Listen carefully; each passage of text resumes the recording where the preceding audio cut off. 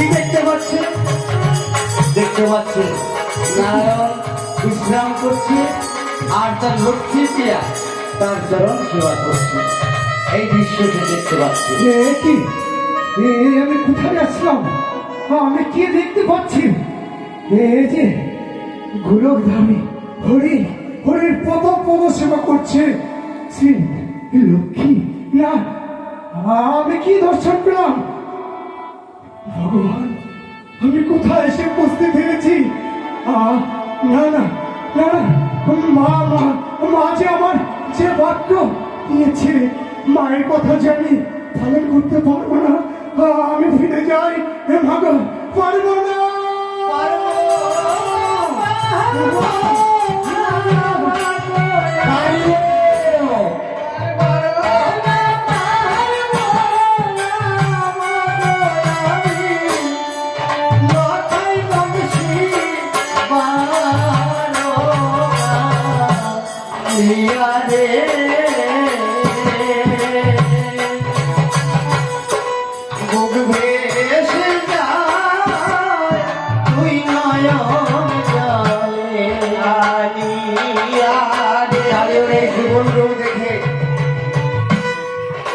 কালির দুই চোখ দিয়ে ঝরঝর করে জল পড়ছে। মনে মনে ভাবছে আমি কাকে দর্শন করতে এসেছি।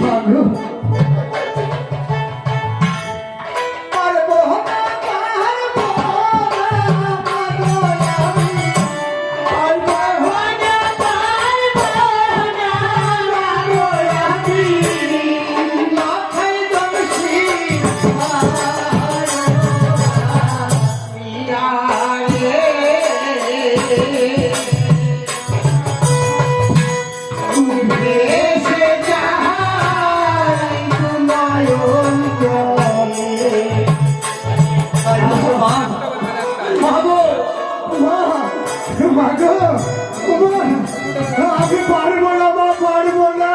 কালিও মা বলো, তুমি আমার কোথায় পাঠিয়েছিলে? কেন? ওই গোলকধারী বিহারী হরি পদ সেবা করছে মা লক্ষ্মী। আমি কেমন করে ভাবে তোমার বাক্য পালন করবো মা? কালিও পারবো না মা, পারবো না। শোনো কালিও, মা তুমি যাকে দর্শন করেছো সে কি আর কেউ নয়, সে হচ্ছে স্বর্গের উষা অনিরুদ্ধ। কিন্তু কালিও, তুমি যদি মাতৃ আজ্ঞা পালন না করো তাহলে আমি হেরে যাবো। কালিও মা বলো, কেউ কি কোনো কারণে বিনা অপরাধে দংশন করতে পারে মাতা? বেশ, আমি বিনা অপরাধে কাউকে তো দংশন করতে পারি না মাতা। বেশ, অপরাধ আমি সৃষ্টি করব।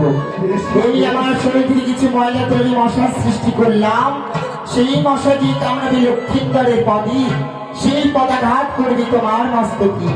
সেই অপরাধী তুমি লক্ষ্মীন্দরকে দংশন করো। আর শোনো, তুমি লক্ষ্মীন্দরের পদতলায় ধরে ধরে বসে থেকো। কোথায় আছে আমার কাল নিদ্রা? ছুটির সময় ডাকে দুর্বলা কোচিকে নিদ্রাশন্ন হও। ঘুমাও বেহুলা, কাল ঘুমে ঘুমাও, এই ঘুম কখনোই ভাঙবে না। যাও কালিও, তোমার রাস্তা আমি পরিষ্কার করে দিয়েছি, এবার মাতৃ আজ্ঞা তুমি পালন করো। হায়রে বিধি, অন্তর্জামী মা জননী আমার, জগৎ জননী মা জননী আমার, যে বাক্য দিয়েছে আমাকে পালন করতেই হবে। যাই যাই আমি সেই লোহাময় বাসি। ও কালিও রে,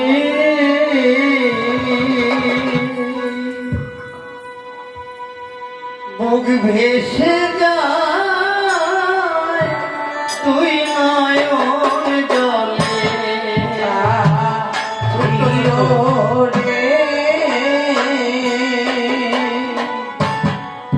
বুক ভেসে যায় তুই নয়ন জলে। কেমন করে করবো দর্শন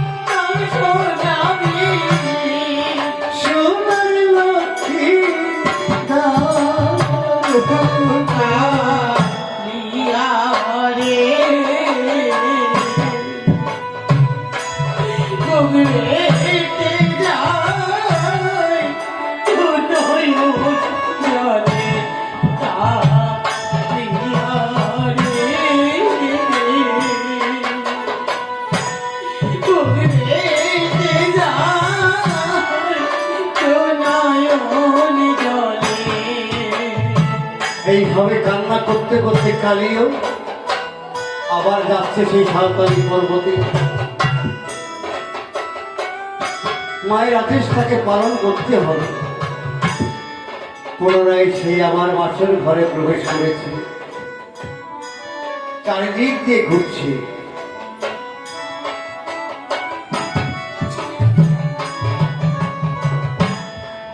শীতল দিয়া যায় মাঘে, শীতল দিয়া যায় ও মাঘে, শীতল দিয়া যায় ও মাঘে, শীতল দিয়া যায় রে মাঘে, ওই তল দিয়া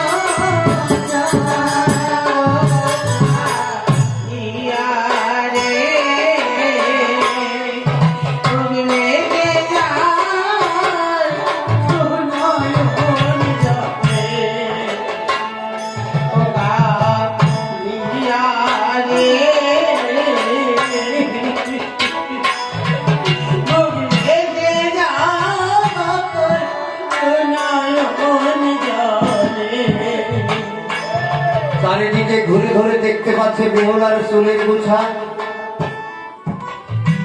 পালঙ্ক হতে মাটিতে পড়েছিল। সেই চুলের গুছা বেয়ে বেয়ে কালিও পালঙ্কে উঠেছে।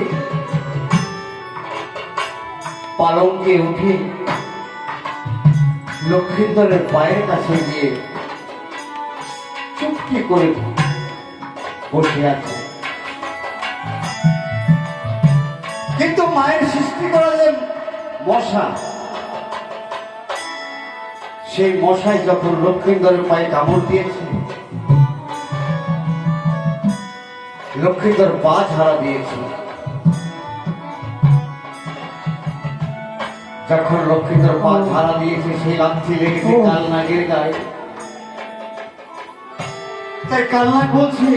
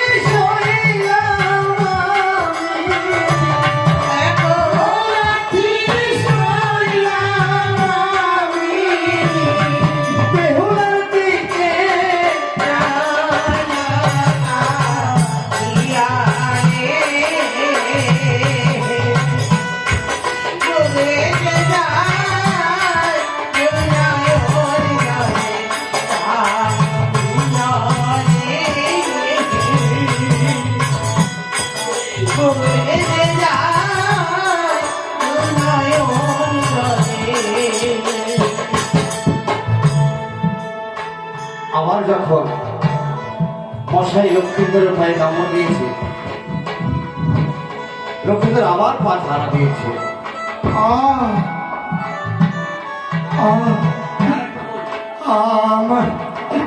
আমার এমন ভাবে আঘাত করিস না। আমি কেমন করে তো সোনার আমি দংশনে করবো। একবারে নাই, তুই আমার দুইবার আমার পক্ষে আঘাত করলি। না রে না, তুই আমার পক্ষে আর আঘাত করিস না, না হলে তোর মায়ের বাক্য পালন করতেই হবে। আর আমার পক্ষে আঘাত করিস না। তুইও লাগছিস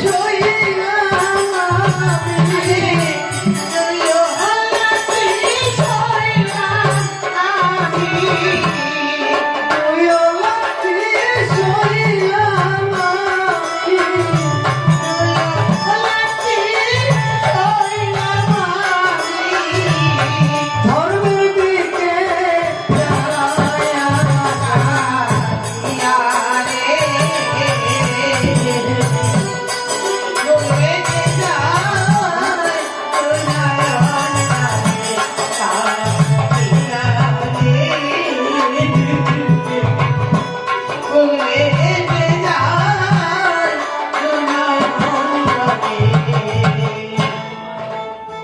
আমার যখন মশাই লক্ষ্মীন্দরের পায়ে কামড় দিয়েছিল,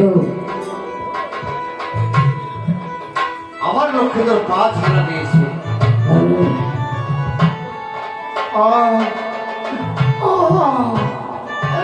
আমার পক্ষে আমার আঘাত করলি, আমি পারলাম না। আমি তো সইতে পারলাম না রে। ওই বিধি, সাক্ষী দেখো চন্দ্র সূর্য, সাক্ষী দেখো তারা। আমি যদি কত কোনো অপরাধ করে থাকি, করে দিয়ে আমাকে ক্ষমা। সাক্ষী থেকো চন্দ্র সূর্য, সাক্ষী থেকো চন্দ্র সূর্য, সাক্ষী থেকো তারা।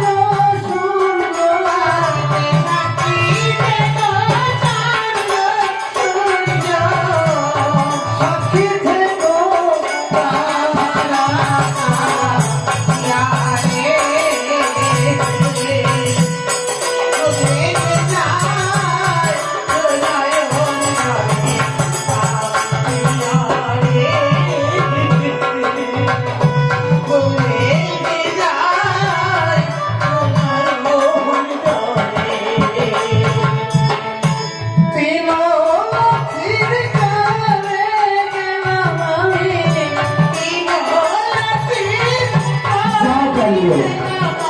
উলুম ধরে দাও আমার, উলুম ধরে দাও।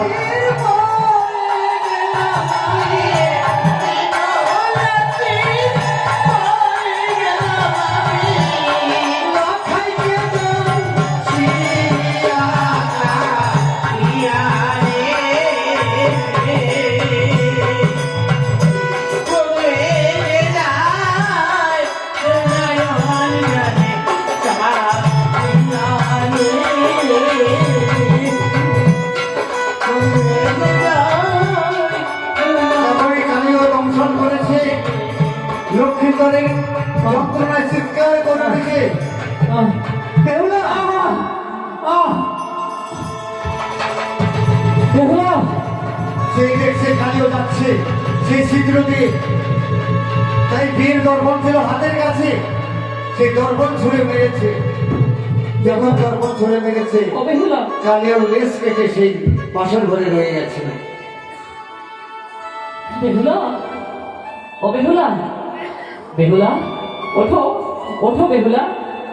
সে দেখো বেহুলা, এই পাশের ঘরে কোথা থেকে যেন একটা সাপ এসে আমাকে ধ্বংসন করেছে। বেহুলা, ও বেহুলা, ওঠো, ও বেহুলা, বেহুলা, কাঁদলো বেহুলা, একটিবার কাঁদলো, ও বেহুলা, কাঁদলো না বেহুলা, ও বেহুলা।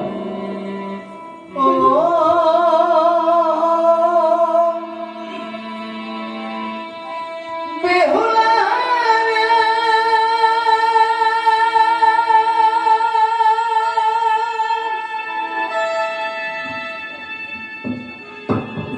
তুমি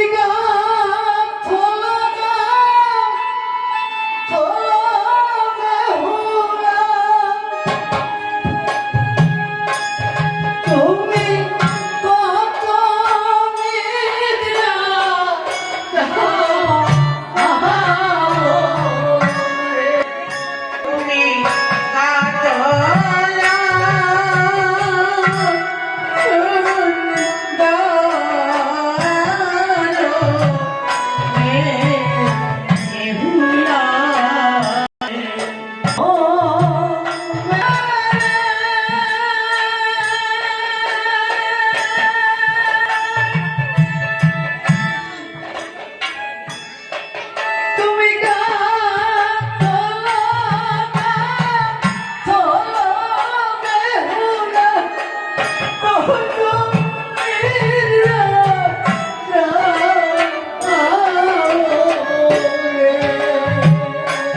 তুমি